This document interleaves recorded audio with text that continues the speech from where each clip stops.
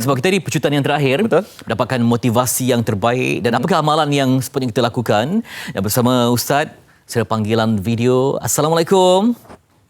Waalaikumsalam warahmatullahi.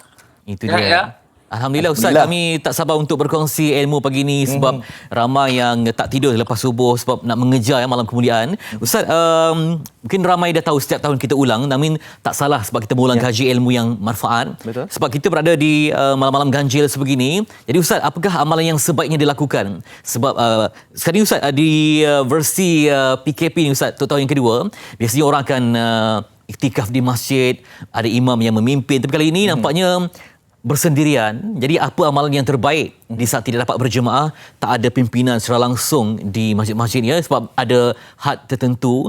Esok pun Jumaat, kalau macam di Selangor ni hanya had berapa orang sahaja. Macam mana nak imarahkan Ramadan ini, malam ganjil, malam yang dinantikan di saat dikekang sebegini? Silakan Ustaz. Ya. Malam Lailatul Qadar ini ia merupakan satu anugerah ilahi. Anugerah ilahi yang sangat luar biasa, yang merupakan hadiah, yang kerana makna Lailatul Qadar ini yang merupakan malam keagungan. Al-Qadar itu maksudnya keagungan, kemuliaan. Jadi bagi mereka yang menghidupkan Lailatul Qadar itu, sudah pasti dia akan menjadi insan yang agung. Kerana kita ini berpaut kepada keagungan seseorang ataupun keagungan Tuhan. Dan ini yang perlu kita faham. Bahawa kalau kita inginkan keagungan itu adalah milik Allah. Fa innal izzata lillah. Keagungan itu adalah milik Allah Subhanahu wa taala. Jadi apabila kita didatangkan pada 10 malam Ramadan ini dengan Lailatul Qadar, bermakna kita ada peluang untuk mengangkat darajat kita daripada insan yang biasa kepada insan yang luar biasa.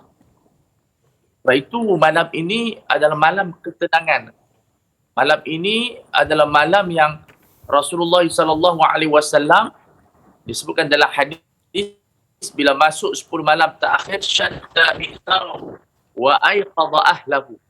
Nabi pulun sungguh-sungguh sampai Nabi tidak menyentuh isteri dia. Maksudnya dia tak bersetubuh. Kerana ini waktu dengan Allah Subhanahu wa taala. Dan Nabi kejut isteri-isteri baginda sallallahu alaihi wasallam agar bangun bersama dengannya.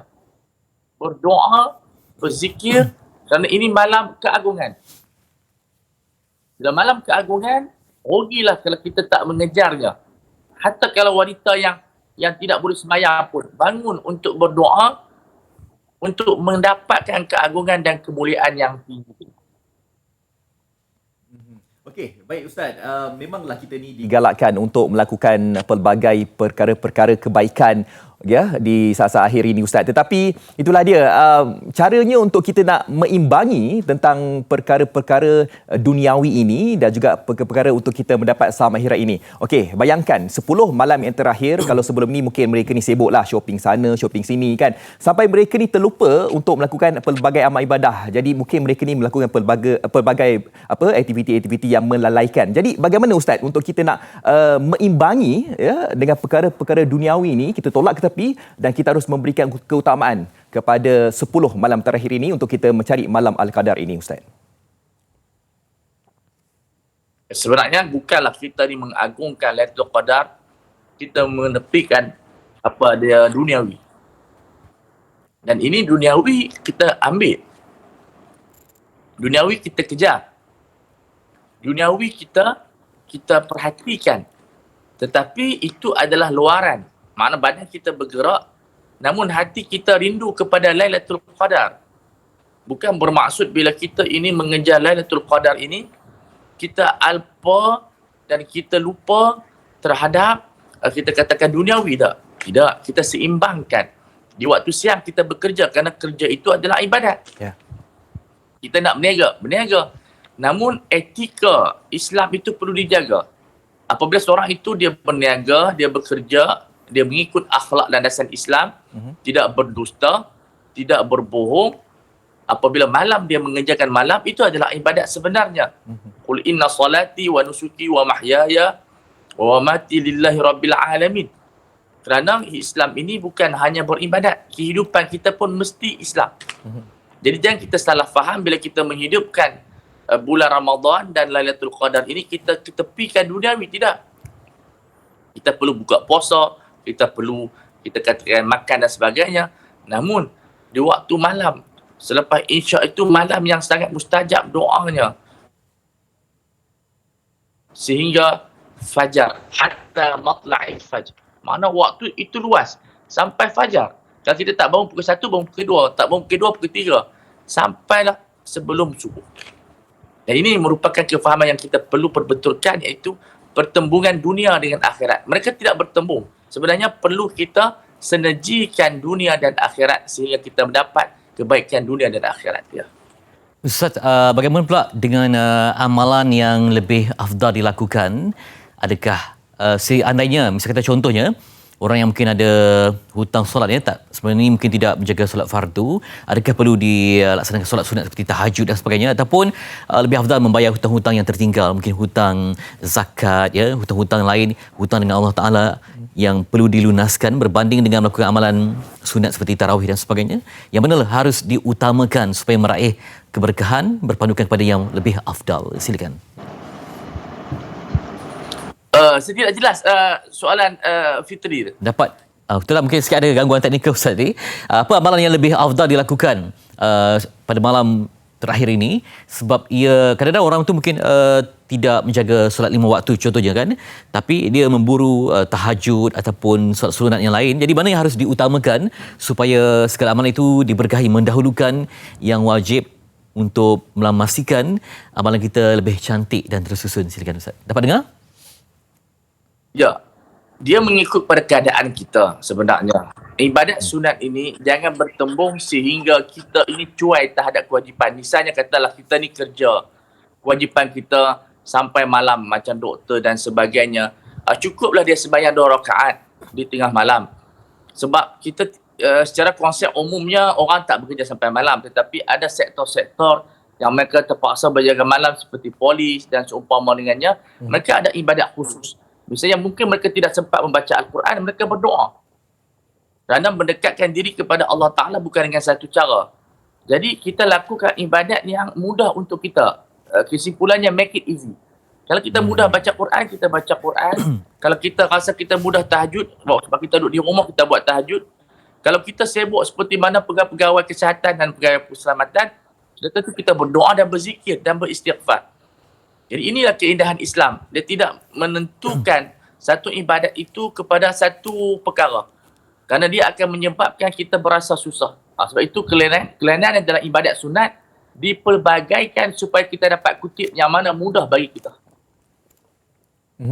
Baik, Ustaz, saya percaya ramai di antara kita ni yang mungkin ialah bangun malam, melakukan mungkin pelbagai amal ibadah kan, buat qiyamul lail dan sebagainya. Okey, baik, ini bagi khususnya golongan wanita ni kan. Mungkin 10 malam terakhir ni tiba-tiba datang keuzuran pula. Tetapi dalam masa sama juga mungkin mereka rasa macam frust kan, tidak dapat nak membaca Al-Quran dan sebagainya. Mungkin ada sesuatu perkara yang mungkin boleh dibangkitkan untuk mereka juga mendapat ganjaran malam Al-Qadar ini, Ustaz. Saya terlintas soalan ni sangat baguslah. Ada benda yang kita lupa. Di samping kita berzikir dan sebagainya, ada tempat-tempat yang boleh menjadikan pahala kita berganda juga. Iaitu berbakti kepada ibu bapa. Dengan membantu kewangan mereka, dengan berdoa kepada mereka, dengan kita bagi duit kepada mereka, dengan telefon mereka, dan juga berbakti kepada suami. Itu juga boleh menjadi trigger kepada Lailatul Qadar. Jadi orang perempuan di samping dia berzikir, berdoa, mungkin dia sediakan makanan sahur untuk suami dia, dia sediakan minuman untuk suami yang berzikir dan sebagainya.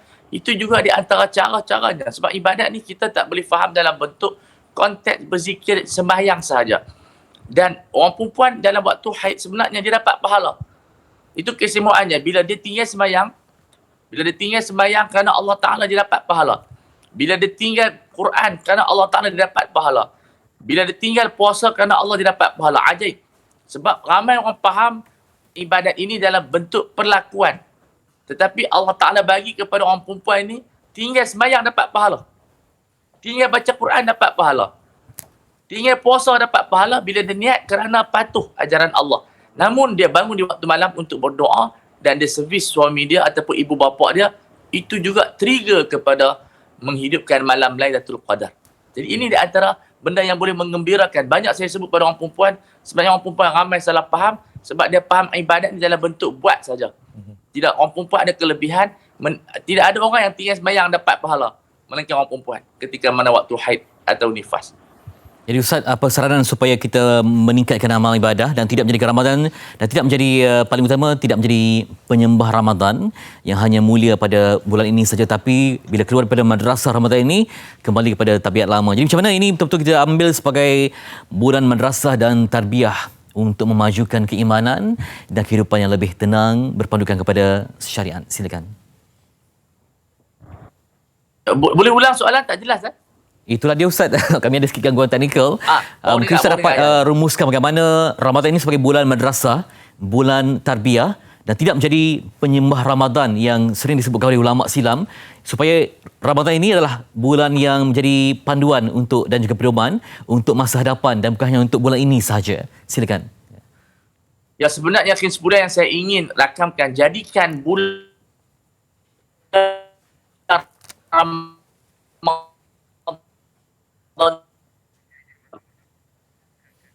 Ada sikit gangguan teknikal.